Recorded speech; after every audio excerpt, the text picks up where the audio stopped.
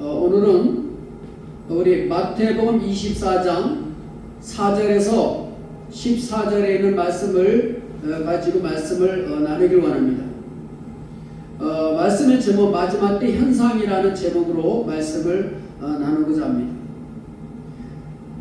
먼저 우리나라의 상황에 관해서 말씀을 나누고자 합니다.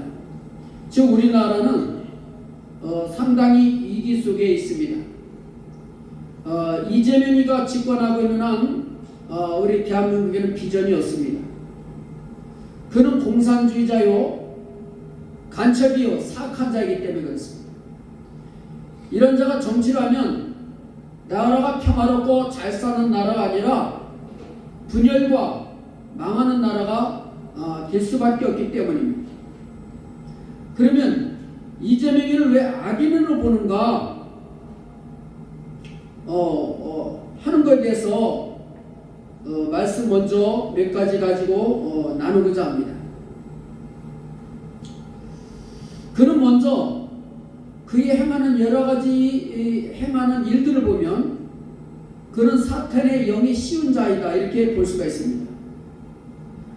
그렇기 때문에 그의 생각과 의식은 독선적이고 반기독교적이며 반민주적이고 반자유적이다 이렇게 볼 수가 있습니다. 사탄은 하나님의 정하신 법을 싫어합니다. 그래서 하나님의 법이 아니라 인본주의적으로 법을 만들어서 하나님의 법을 무너뜨리고 하나님을 도전하게 하는 비상식적인 법으로 인간을 통제하려고 하는 것이 사탄의 계략이라고 볼 수가 있습니다. 그러면 이재명을 보겠습니다. 그는 첫째로 그는 도덕 윤리가 없는 범죄자이기 때문에 그렇습니다. 생각이 짧은 사람입니다. 건달처럼 즉흥적으로 행동하고 즉흥적으로 정치합니다. 깊이 없이 자기 기분에 따라서 되는 대로 말을 쏟아버리고 말합니다.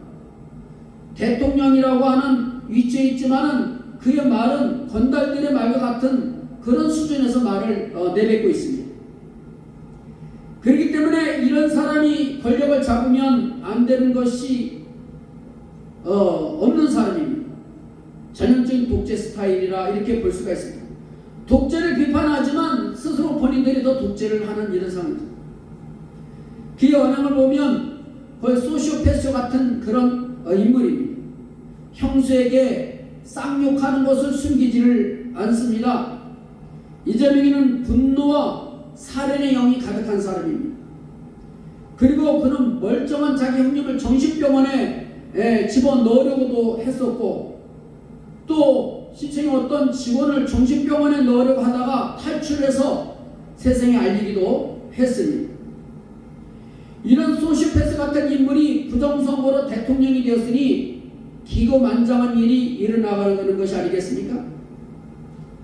그러나 그 밑에는 극자들이나 공직자들이 거기에 여러 가지 밧줄이 떨어지고 피해 볼까봐 벌벌 떠면서 종노릇하고 있습니다.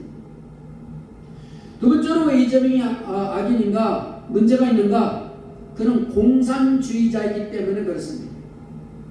공산주의는 인본주의요, 반기독교적이며 살인의 영위는 사탄주의입니다. 공산주의의 특징이 뭡니까? 공산주의 특징은 거짓말을 잘한다는 거죠. 거짓말이죠. 거짓말로 모든 사람들을 속여서 자기 뇌로 만드는 것이 공산주의자들의 특징입니다. 마치 사이비 종교와 같습니다. 사이비 종교의 특징이 뭘까요? 거짓말하는 거예요. 거짓말. 속이는 거죠. 거짓말로 사람들을 속여서 자기를 따르게 하고 사람들의 재물을 착취하는 이런 괴물인 것이죠.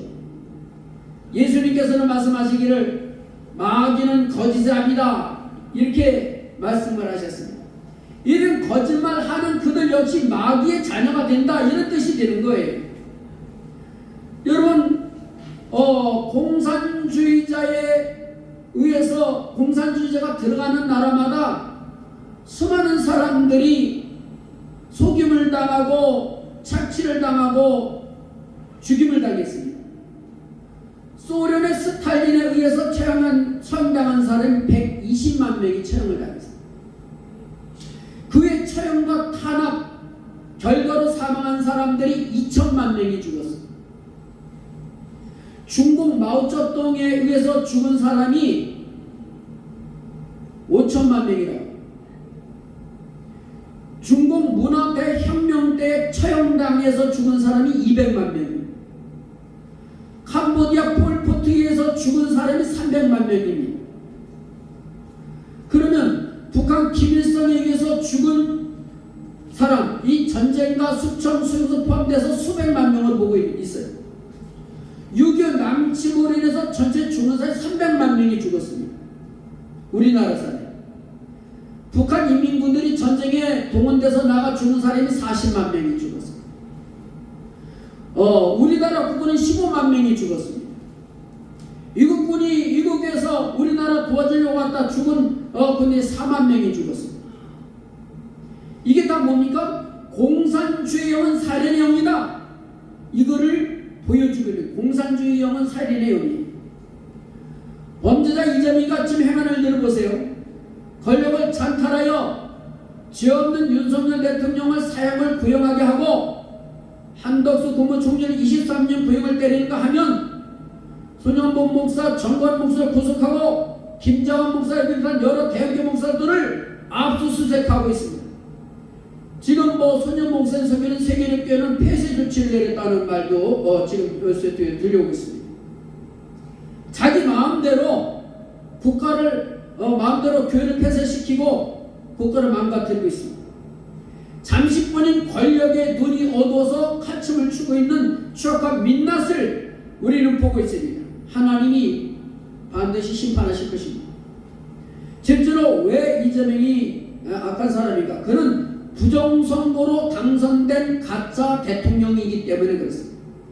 그는 정상적인 대통령이 아닙니다. 국민이 저런 소시오패스 같은 자를 대통령으로 뽑아주었다고 볼 수 있겠습니까? 다 극좌파들은 한통 속인 이 선관위 거대한 음모로 만드는 사기 선거라고 볼 수가 있습니다. 이건 더 세계적인 내용으로 다 나온 거예요. 수많은 부정과 비리가 있어도 무시합니다.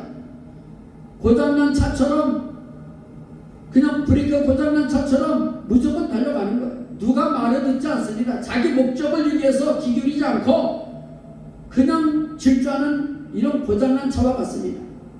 부정이 들통날까봐 부정선거라고 자꾸 말하면 고발 조치하겠다. 이렇게 국민을 협박을 하고 있는 것이 현 상황입니다. 이 거대한 극좌파들의 카르텔이 우리나라뿐만 아니라 지금 전 세계를 퍼져 있는데 베네수엘라 마두로 같은 경우도 이 부정선거로 이게 당선돼서 독재를 부리고 있는 것입니다. 미국도 사실 바이든이나 오바마나 이런 사람들에 의해서 부정선거로 트럼프가 한번 떨어진 적이 있습니다. 그래서 트럼프 대통령은 이런 카르텔을 잡기 위해서 마두를 체포하고 조사 중에 있는데 이 부정투표, 부정선거를 만드는 그 기계, 이 본산지가 바로 대한민국이라는데 참 비참함이 있습니다. 우리나라에서 부정선거 투표 기계를 만들어서 수출했는데 수출한 나라들이 다 부정선거에 문제가 다 많이 있는 거예요. 이제 조사되면 다 드러나게 될 것입니다. 그러면 아마도 이재명의 거짓 속임수도 들통날 수밖에 없을 것입니다. 그러니까 이거를 말을 해야 되는데 우리나라 언론들은 이 거짓에 사로잡혀서 진실을 말하지 않습니다. 다 똑같은 입, 사탄의 입이 돼서 불의하고 악한 말만 하지 진실을 전하지 않습니다. 우리나라 언론들은 공산주의 합작인 민노총을 통해 장악되었습니다. 그래서 진실보다는 편협된 보도를 하고 국민을 속이고 있는 것입니다. 거짓말도 자꾸 하면 진실처럼 들린다는 것처럼 계속 국자의 우두머리부터 내려오는 지령에 따라서 앵무새처럼 똑같은 거짓말을 계속 짓거리고 있는 거예요. 그러나 국민은 속지 않습니다. 눈먼 좌파들이나 그런 소리에 맞장구 치고 질뿐 진실한 국민들은 다 분별을 가지고 있습니다. 넷째로 왜 이재명이 악인인가 하는 것은 법을 추월해서 자기 식대로 법을 만들어서 행동하고 있기 때문에 그렇습니다. 대한민국은 헌법이 있습니다. 입법, 사법, 행정 다 따로 분리되어 있습니다. 3급 분립이 되어 있습니다. 근데 지금 정부의 입법, 사법, 행정 이 3법이 어떻게 됐습니까? 정치 도구가 돼서 하나가 돼서 이재명이를 위한 정치 도구들이 되고 있는 거예요. 그래서 불법과 잘못된 것이 많은데도 바르게 판단하지 않고 이재명이를 위한 하나의 장난감이 돼서 모든 것들을 하나로 만들어가고 있는 것입니다. 그렇기 때문에 이런 것들로 인해서 나라가 지금은 거의 망가지고 부서지는 상태다, 이렇게 볼 수가 있습니다. 법이 살아있다면 이재명이는 아마 깜빵 가서 살아야 되는 것이 정상적일 것입니다. 반국가 세력들은 모두 국가법, 보안법으로 처벌받고 구속되어야 우리나라 법이 살아있는 증거가 될 것입니다. 윤석열 대통령은 무죄 석방돼야 되고 한덕수 국무총리, 김용현 국방부 장관 다 석방되고 우리 나라에서 훈장을 줘야 돼. 그것이 정상적인 나라가 될 것입니다. 나라에 법이 없으니까 의인이 핍박을 당하고 악인이 포악을 일삼도는 거 아니겠습니까? 이들에게는 법보다는 권력입니다. 권력으로 법을 무너뜨렸습니다. 이들에게는 옳고 그릇됨이 상관이 없습니다. 헌법과 자유를 말하는 구구 우파라고 매도를 합니다. 그들을 비판하면 구구라고 매도를 하죠. 그렇다면 그들의 말은 국자가 아니겠습니까? 이렇게 말하는 자들의 말로 국자 세력이고 반국가 반란 세력이 아니겠습니까? 지금 이재명이는 국무회의에서 종교분리 원칙을 위반한 종교단체에 대해서 일본처럼 재단을 해산 명령을 검토하라고 이렇게 지시를 했습니다. 종교분리의 본뜻도 모르고 무지의 소치를 할 수 있습니다. 우리나라에서 종교분리는 정치는 종교를 간섭하지 말라, 이런 의미의 말입니다. 그러나 종교는 정치를 말할 수 있는 것입니다. 그래서 올바른 길을 제시하기 위해서 하는 거예요. 지금 대한민국은 지금까지 그렇게 말해왔고 지켜왔습니다. 어느 정권도 종교를 가지고 이렇게 탄압적인 말로 협박을 하고 지시하는 일은 없었습니다. 근데 정신 빠진 자가 대통령직을 창탈하고 나니까 자기 식대로 종교분리 원칙을 위반한 교회를 해산하라고 지시를 한 것입니다. 여러분, 헌법은 모든 국민에게 표현의 자유를 보장하고 있습니다. 종교인도 대한민국 시민으로서 동일한 권리를 가집니다. 그렇기 때문에 종교를 가진 사람이건 그렇지 않은 대한민국은 표현의 자유를 다 할 수가 있는 거예요. 근데 이재명이는 집권 초기부터 정책 반대 세력에 대한 탄압을 진행하고 있습니다. 일례로 김민석 국무총리라는 자는 75만 명의 공무원 전체를 향해서 휴대폰을 제출하라. 그 이유가 바로 뭔지 아십니까? 검색해서 전 정권을 지지했던 사람들, 현 정권을 비판했던 사람들을 색출해서 조사하고 처벌하겠다, 조사해서 잘라내겠다, 이런 의도를 가지고 그렇게 만든 것입니다. 이것이 완전 공산 독재주의자들의 발상이 아니 뭐겠습니까? 신년초 기자회견에서 극좌파 방송인 MBC 모 기자가 구구 개신교 교회에 대해서 의견을 물었습니다. 이재명이 답을 하면서 이 말합니다. 이재명이가 죽어야 나라가 산다, 이 말을 복해서 말합니다. 이재명이 죽어야 나라 산다는 건 나라 망하러 가는 거다, 이렇게 얘기를 했습니다.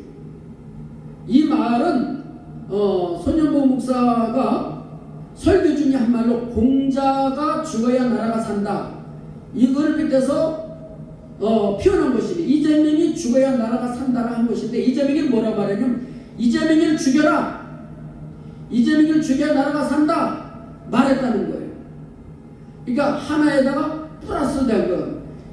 이재명이 죽어야 나라가 산다. 그 정치의 그 습관과 그 행하는 모든 좌파 카르텔의 그 습관을 버려야 산다는 그 의미가 아니겠습니까? 그런데 이재명이는 뭐라고 말하냐면 이재명이를 죽여라.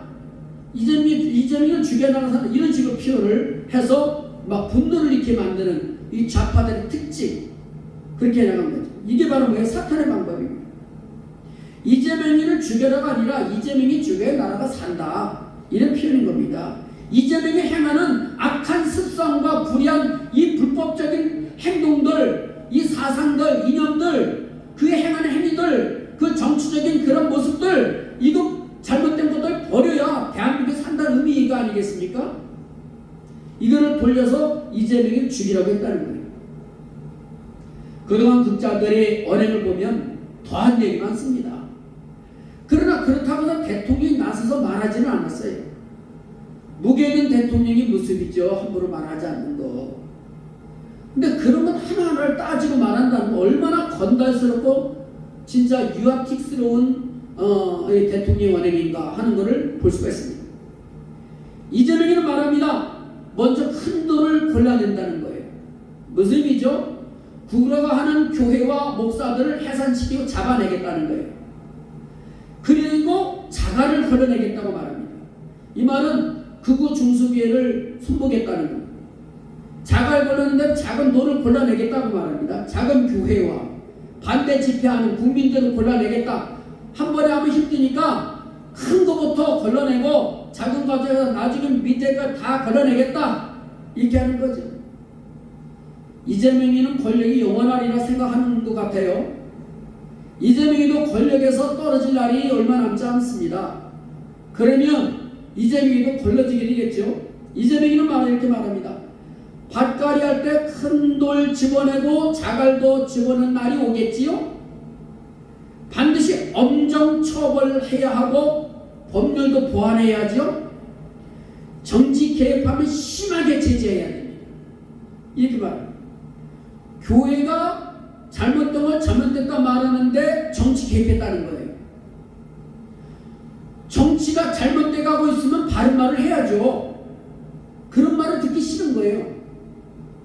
좌파들은 의인의 희중이 들기 힘들어요. 심판을 견디지 못해요. 못 견디는 거예요. 좌파들은 그런 것에 대해서. 특징이 그렇습니다. 의인은 인내심이 많아요. 근데 악인들은 인내심이 없어요. 즉각적입니다. 얼마나 나쁜 짓이니 엄정수사하겠습니다. 이렇게 말을 했어요. 지 고발을 막론하고 가릴 것이 마구 수사하겠다는 거예요. 이것이 대통령이라는 자의 언행입니다. 대한민국 헌법에 보장되어 있는 종교에 관하여 함부로 말하는 것이 아닙니다. 근데 이재명이는 함부로 짓거리고 있습니다. 이것은 그가 얼마나 속 좁은 인간이고 비인격자인지를 보여주고 있는 한 예라고 볼 수가 있습니다. 국민을 들을 줄 모르고 기독교를 우습게 보는 저 교만함은 패망이 갖고 온 징조로 볼 수가 있는 것입니다. 그러나 이재명이가 돌아올 기회가 있습니다. 먼저 이재명이 예수님을 구주로 영접하시기 바랍니다. 그리고 죄를 회개하기를 바랍니다. 또한 법에 따라서 죄값을 받으시기를 바랍니다. 공산주의를 버려야 합니다. 자유민주주의를 지키겠다고 고백해야 합니다.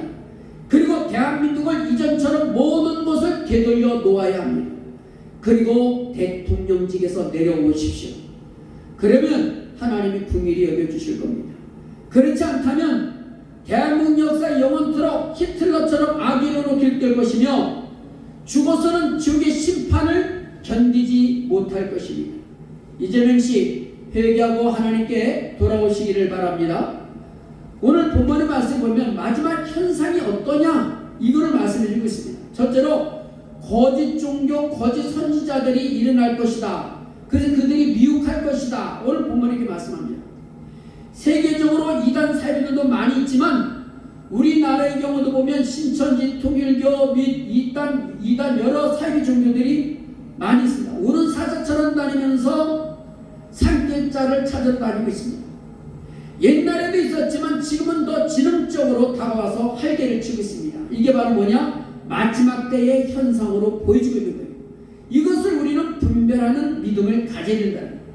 두 번째로 세계 정세에 격변이 일어날 것임을 말씀해 주고 있습니다. 민족과 민족이, 나라가 나라가 서로 싸우게 될 것입니다. 이란의 경우는 심각합니다. 18,000명이 숨졌습니다. 33만 명이 총에서 부상을 당했습니다. 계속 죽어가는 사람이 생겨날 것입니다. 자기 국민을 향해서 이렇게 총을 쏴대는 지도자가 참된 지도자일까요? 이것은 살인의 영입니다. 사탄의 앞잡이라는 것을 보여주고 있는 거예요. 하나님은 이런 악인들을 제거하기 위하여 트럼프 대통령을 세우셨습니다.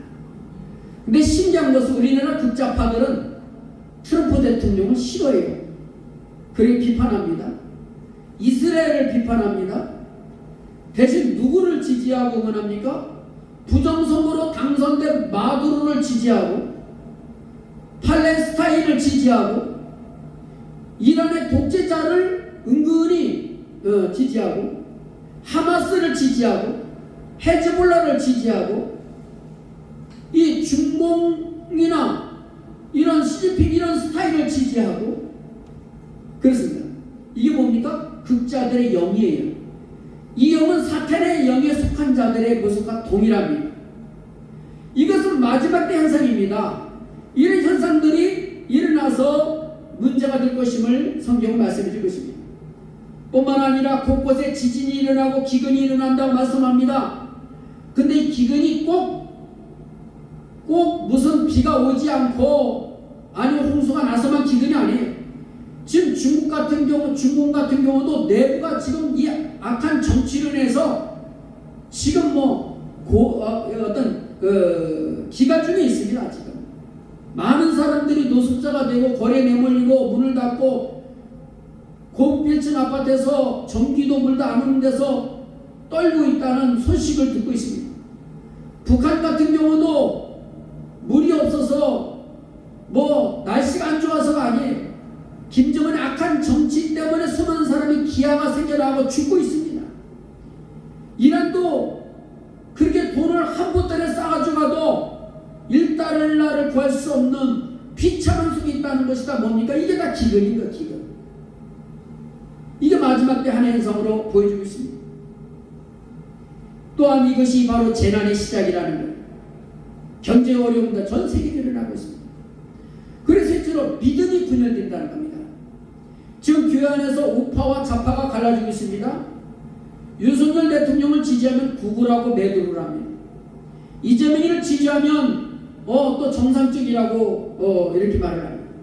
무슨 차이가 있을까요? 윤석열 대통령은 자유대한민국과 법치를 존중하는 정책을 하는 대통령입니다. 그러나 이재명이가 하는 정책은 공산주의와 권력주의 이런 것을 신봉하면서 나가려고 하는 이 공산주의 발상입니다. 그러면 교회는 어느 편에 서야 되죠? 대한민국 어떻습니까? 법치를 존중하고 인격과 인권과 자유경제를 따라야 되는 것입니다. 그런데 교회가 좌파가 되어서 이재명이를 따른다면 공산주의를 찬성하고 따르는 것과 다름없습니다. 또 그 결과적으로 교회는 어둠의 위에 씌우게 되고 또 결국 이 좌파들의 그 속에 따라다니는 것이 동성애법이라든지 비윤리적 인격적인 법들이 조항들이 많은데 이것을 교회가 추종하고 따른다? 이 교회는 어둠의 영이 씌운 교회예요. 인본주의 교회입니다. 신본주의 교회는 결단코 그걸 따를 수가 없습니다. 교회는 그래서 이런 좌파들 행하는 습성을 받을 수가 없는 겁니다. 그러면은 우리나라는 좌파나 우파나 뭘 봐야 됩니까? 성경적 기준을 봐야 됩니다. 성경적 기준이 뭐냐? 성경의 기준을 떠난다면 그것은 따르면 안 되겠죠. 그러나 우파와 좌파의 내용을 보면 우파는 성경적인 가치와 일치를 해요. 근데 좌파는 반성경적인 것이고 반기독교적인 가치관들이 그런 내용들과 이런 것들이 굉장히 많이 있습니다. 그래서 이렇게 좌파들도 교회를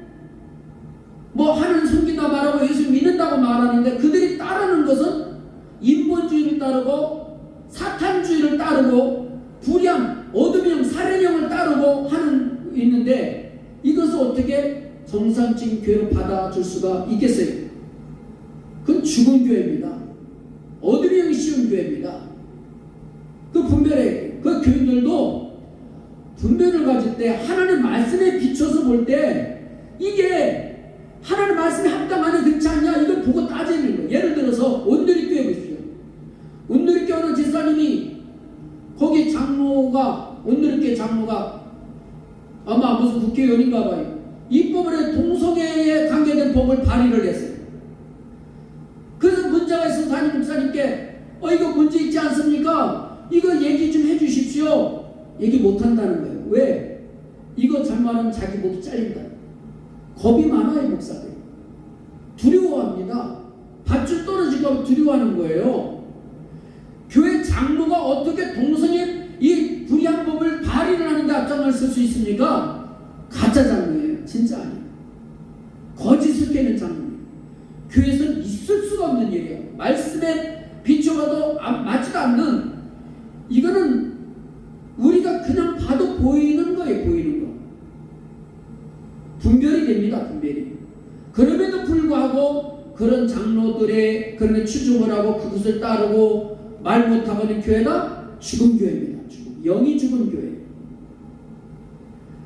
이 사탄도 자기가 옳은 것처럼 속여요. 강력한 천사처럼 다가올 수 있습니다. 진실한 자처럼 가장해서 다가올 수가 있어요. 그러나 우리는 분별할 수 있어야 됩니다. 그것은 어려운 것이 아닙니다. 쉬운 거예요. 중요한 것은 당신이 그것을 받아들이느냐 안 받아들이냐 그런 차이뿐이에요. 신앙보다 이념이 앞서면 안 되는 것입니다. 성경보다 세속주의가 앞서면 안 되는 것입니다. 모든 일에는 믿음의 눈으로 보아야 되는 것이고 하나님 말씀은 성경으로 세상을 보고 말할 수 있어야 되는 거예요. 하나님이 정한 질서와 윤리와 도덕을 따르고 있는가 하는 것을 볼 수 있어야 된다는 거예요. 또 마지막 때가 되면 현상이 뭡니까? 사랑이 식어진다는 거예요. 정이 사라집니다. 개인주의가 강해지고 서로 싸우게 됩니다. 나중에는 민족에게 이제 모든 이제 복음이 증거될 때 마지막이 온다고 말씀합니다. 이제 마지막 때가 되었습니다. 마지막 때가 되면 환란이 온다고 말씀드렸어요. 환란 후에 주님 오셔요. 환란이 뭡니까? 핍박이 오는 겁니다. 그럼에도 예수 그리스도가 구원해 주신 것을 우리는 증거를 해야 돼요. 핍박을 받아도 고난을 당해도 조롱을 당해도 어림을 당해도 예수는 그리스도여 구원해 주라고 하는 것을 우리는 증거하는 삶을 살아야 되는 것입니다.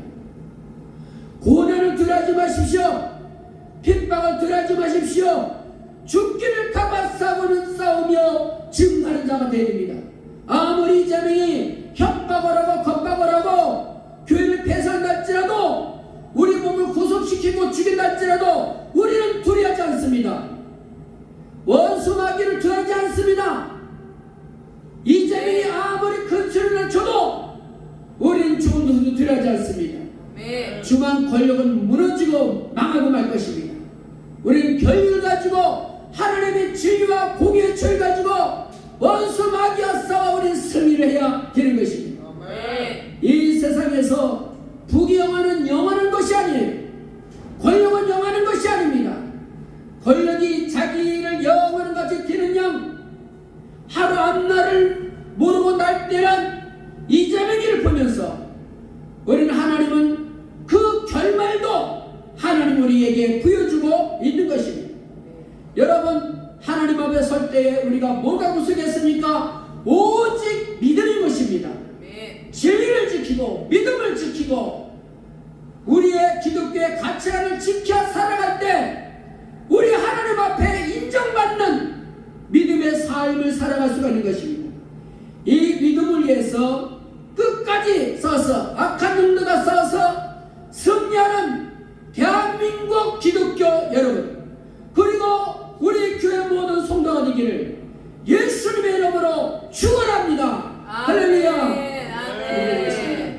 한번 기도하겠습니다. 자비로우시고 은혜로우신 우리 하나님 아버지를 감사합니다. 반만년의 동안에 대한민국을 지금까지 존속시켜 주신 우리 하나님을 찬양하며 경배합니다.